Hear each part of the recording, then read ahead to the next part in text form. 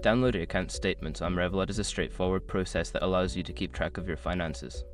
Follow these steps to easily access and download your statements. Step 1. Open the Revolut app. Launch the Revolut app on your mobile device. Ensure you are logged into your account with your credentials.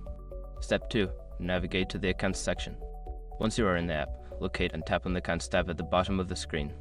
This section contains all your account details and transactions. Step 3. Select the account. Choose the specific account for which you want to download the statement. This could be your main account or any additional accounts you have set up. Step 4. Access statement options. Look for the option labeled Statements or Export within the account details. Tap on it to proceed to the statement generation options.